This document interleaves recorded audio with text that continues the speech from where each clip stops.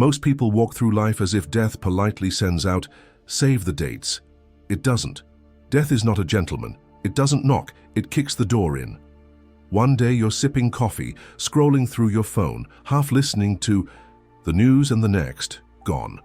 No grand speech, no movie soundtrack, just silence. Take Mark, for instance. He was 62, healthy, and still doing push-ups every morning. He missed his grandson's birthday because of a strange fatigue. 2 weeks later, he was gone, a hidden cancer. No warning, just vanished. The truth is, your body often sends out distress signals before it shuts down, but most people are too busy, too distracted, or too afraid to notice. These aren't spooky, supernatural omens. They're cold, clinical, biological facts. Signs that your time might be running out. Signs that doctors often recognize but rarely explain until it's too late. In this video, we're going to decode the 5 clearest signs that death may be near, not to scare you, but to prepare you. Because once it comes, there are no do-overs. So if you want clarity instead of chaos when the final moment arrives, stay with me. And if you're new here, subscribe now. Trust me, your future self or spirit might just thank you. Sign 1. Significant changes in sleep patterns. The first major sign that death may be drawing near isn't something loud or dramatic. It begins quietly, almost respectfully, like a whisper that only your body can hear. It shows up in your sleep, or, more accurately, in the slow, strange disappearance of it. This isn't the kind of restless night that comes from too much caffeine or a noisy neighbor, but something far deeper. You might find yourself either sleeping for 14 hours straight and still waking up exhausted, or worse, unable to sleep at all despite feeling utterly drained. What's truly haunting is how often this change is dismissed, brushed off as stress, old age, or a bad mattress. But sometimes it's your body's way of saying we're nearing the end of the road, not in panic or pain, but in quiet preparation. I remember hearing about a man named Harold, a 78-year-old retired Navy officer and widower for over a decade. He had always been disciplined, up at 6 and breakfast by 7, and out for a walk by 8 like clockwork. Until one autumn, something shifted. He began napping during the day, sleeping through family visits, and missing church for the first time in years. Then, as if some internal wire had snapped, it reversed. He started staying up all night, pacing his small house, sitting on his porch, and staring into the dark sky. His daughter thought it was insomnia and brought him tea and melatonin, but nothing worked. He once told her, "It's like my soul is trying to stretch its legs before it leaves." 3 months later, he passed peacefully in his sleep. No illness, no warnings, just a quiet departure. This kind of profound change in sleep is more than a quirk of aging. It's often a biological shift seen in people nearing the final stage of life. In medical terms, doctors describe it as the body conserving energy for essential systems.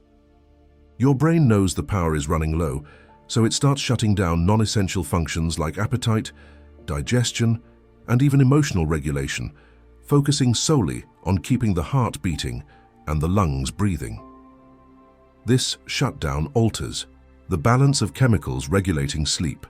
The circadian rhythm, your body's internal clock, begins to break. You might find yourself awake at 3 a.m., staring at the ceiling. And when the sun rises, you drift into sleep like a leaf falling into a still pond. What makes this even harder is that many people don't notice it in themselves.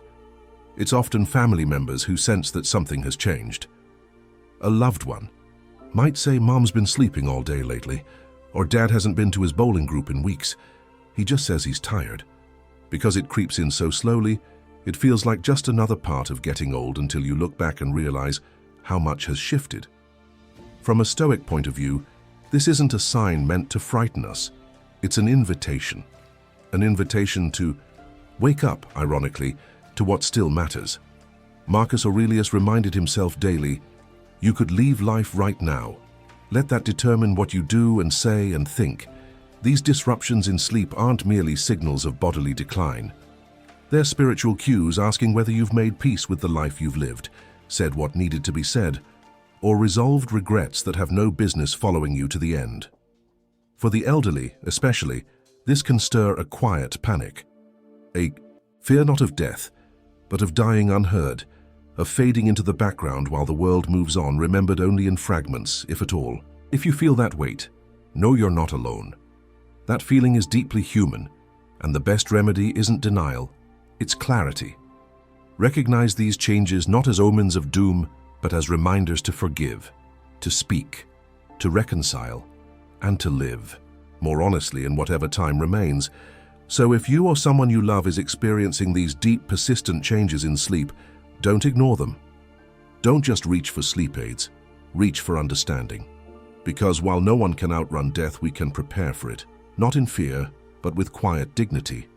And that, the Stoics would say, is how you die well, by learning how to sleep in peace long before the final night arrives. Sign 2. Sudden and persistent weight loss. The second major sign that death may be approaching is often mistaken for something positive.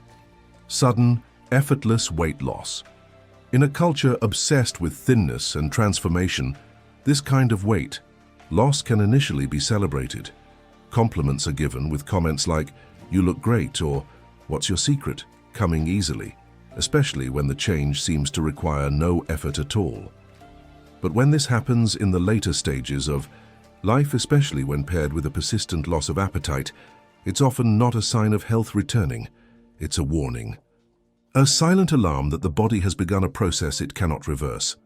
The medical term for this is cachexia, and it is fundamentally different from weight loss due to dieting or exercise. This isn't about burning fat, it's about muscle wasting, organ function declining, and the body slowly shutting down non-essential systems to conserve energy for only the most vital functions. What happens inside the body during this stage is complex but brutally efficient. The digestive system, one of the body's most energy-consuming systems, is deprioritized. The body, knowing it has limited energy left, begins rerouting resources away from digestion and toward the brain, heart, and lungs. Metabolism slows at a cellular level. Taste buds dull or shift entirely. Foods that once brought joy may taste off, metallic, bitter, or simply bland. Even water can begin to taste unpleasant. Nothing feels appetizing, and the very act of eating starts to feel burdensome. The result is a consistent involuntary decline in weight that no amount of favorite meals or encouragement can reverse. Unlike a temporary illness like the flu, this isn't a momentary dip. It is progressive, it does not improve, and most cruelly, it is often misunderstood. Families frequently mistake brief windows of regained appetite for recovery.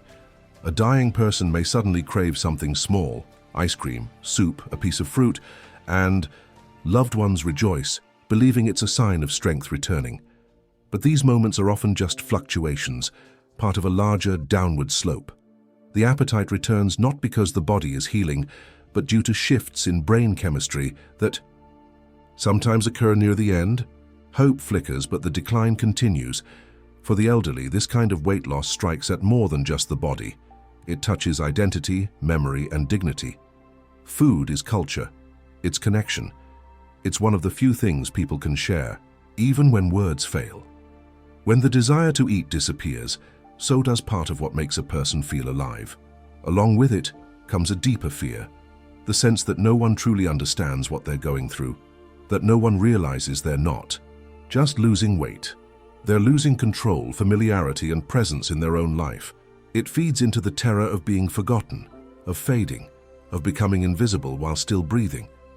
From a Stoic perspective, these moments of fading physical strength are not humiliations. They are reminders. Life, as Epictetus taught, is not entirely ours to command. We are given what we are given, and our task is to respond with acceptance, not resistance. The Stoics never taught denial of death. They taught preparation for it, to see these signs not as punishments or failures, but as natural steps in a process we all must walk through. The disappearance of appetite is not just a symptom, it is a question. Have you let go of what no longer serves you? Have you found peace with the body that once carried you but now prepares to set you free? Understanding this kind of weight loss for what it truly is allows us to respond not with panic, but with presence and quiet care. It is a chance to comfort, to sit beside someone without trying to fix them, to bear witness to their last chapter, with grace. And if it is you experiencing these changes, it is your call to reflect, not with fear but with courage, on whether you have made peace not just with others, but within yourself. If you know someone who's struggling with this, send them this message. It might change their life. Sign 3. Psychological withdrawal and mental detachment. The third sign that death may be approaching is not something you can measure with a thermometer or detect in a lab test. It is more elusive, more psychological, and often more painful for those watching than for the person experiencing it. This sign is a deep and sudden mental transformation, a shift in awareness, values, and emotional attachment. It's not caused by grief or mental illness. It's not simply dementia or confusion. It is nature's quiet way of loosening the ties that bind us to this world. As the body prepares for its final descent, the mind follows, and it does so in a way that most people don't understand, often leading to hurt, frustration, or even conflict. You might notice a person who once fretted over every detail suddenly becoming indifferent to things that used to matter dearly. Bills go unpaid. Long-held grudges are dropped without fanfare. Conversations about the future are met with silence or vague smiles. The world seems to grow smaller for them, less urgent, less noisy, less worth holding on to. While outsiders may view this as giving up, it is in truth a deeply rooted biological and psychological retreat inward. What's actually happening is that the brain is subtly yet profoundly rewiring itself. Neurological studies have shown that in many people nearing the end of life, there is a notable decrease in the activity of brain regions responsible for anxiety, fear, and stress. Social concerns fade. Daily irritations lose their sting. Even regrets seem to dissolve into the background. It's as if the mind itself begins to silence the noise of the world to make room for a different kind of awareness, something quieter, more timeless. This can be deeply unsettling for family and friends. They often interpret the behavior as apathy, depression, or emotional withdrawal, but in many cases it is none of these things. It is the mind's last act of mercy, a natural detachment that eases the transition between life and death. This is why someone who was once stubbornly rational or even agnostic may suddenly begin speaking in spiritual terms. They may recall memories from decades ago with vivid clarity. They may say things that sound cryptic or poetic. They may even appear to be speaking to those who have already passed, as if the boundary between the living and the dead has become less solid. Some even experience a phenomenon known as terminal lucidity, a strange, temporary return to full mental clarity after weeks or months of confusion. It seems miraculous. Families rejoice, only to be devastated days later when the person slips away. From the outside, it looks like a recovery. In reality, it is often the final moment of presence, a last goodbye wrapped in brief lucidity. The Stoics taught us to prepare for death, not to fear it. They urged us to train our minds not just for the trials of life, but for the silence that follows it. Marcus Aurelius wrote that we should live each day as if it were our last, not in panic, but in peace. What the mind does in these final months reflects this wisdom. It simplifies, it prioritizes, it lets go. The detachment that occurs is not weakness, it is wisdom, hardwired into the deepest layers of our being. For the elderly, this shift can be frightening, not because they feel confused, but because they feel unseen. Their silence is misunderstood, their stillness is questioned, and beneath it all lies the ancient human fear that their exit will go unnoticed, that they will fade, not just from life but from memory, that those they loved will not truly understand that the distance they're creating isn't rejection, it's preparation. If you are witnessing this change in someone you love, don't fight it. Don't push them back into the noise. Sit beside them in the quiet. Accept that what you are seeing is not a breakdown but a breaking free. And if it is happening within you, know that this path is not a lonely one. Others have walked it before you with grace. Your detachment is not a sign of abandonment, but a sacred moment of turning inward. You are not disappearing. You are returning. If you know someone who's struggling with this, send them this message. It might change their life. Sign 4. Circulatory and breathing changes. Here's something most people never realize until it's too late. In the final stretch of life, your body becomes ruthlessly efficient. It starts making executive decisions, deciding where energy goes and where it doesn't.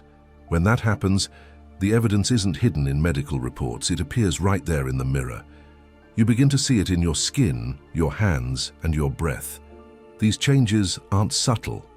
They're signs, so clear, so unmistakable, they can shake even the most stoic observer. Take the case of Elena, a retired librarian from Vermont. She had always been composed, graceful, and dignified, the kind of woman who still ironed her blouses and wore lipstick to the grocery store. But in the final weeks of her life, everything about her physical presence began to change. Her hands, once warm and quick, turned cold and slightly bluish. Her legs developed strange web-like patterns under the skin, purplish and marbled, like the veins of an old leaf. One night, her daughter noticed that Elena's breathing wasn't steady. She would breathe in deeply, then shallowly, then nothing. Silence. 10 seconds. 15. Just as panic began to rise, another breath. This wasn't sleep apnea or a passing irregularity. It was something ancient, something final. What Elena was experiencing is well known in end-of-life medicine. It begins with the circulatory system. Your body, recognizing that resources are limited, stops trying to do everything. It starts conserving. Blood is redirected away from the extremities, hands, feet, fingers, toes, and sent to the core to keep your brain, heart, and lungs alive just a little longer. The skin changes color, often to a bluish purple or pale white. This is called mottling. It starts in the extremities and creeps up slowly. Hands and feet may grow not just cool, but cold to the touch. The skin may become waxy and the nail beds pale or almost translucent. Even if you never gave your fingernails a second thought in life, they become powerful signals near the end. Then there's the breathing, perhaps the most jarring change of all. Known as Cheney-Stokes respiration, it's a pattern where breaths deepen, then slow, then stop before starting again. It can be terrifying to witness. It can feel like losing someone over and over in the same hour. But to the trained eye, it's not a malfunction. It's a system winding down. The brain's respiratory center is losing its tight control, and the rhythms we took for granted begin unraveling. From the outside, these physical changes can seem disturbing, even cruel. But in truth, they are acts of mercy. The body is protecting itself, shielding consciousness from pain, and redirecting its last efforts to keep the light on just a little longer. It's not chaotic, it's incredibly wise. The Stoics, who spent their lives preparing for death, would have seen this as nature's final lesson in priority.